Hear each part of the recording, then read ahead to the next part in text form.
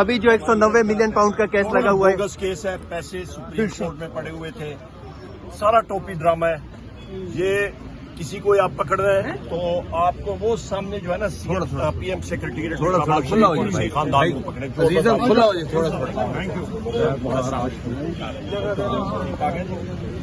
عمر ایوب خان صاحب اس ٹائم اسلام آباد high court پہنچ چکے ہیں. مناظر آپ اسلام آباد ہائی کورٹ سے دیکھ سکتے ہیں.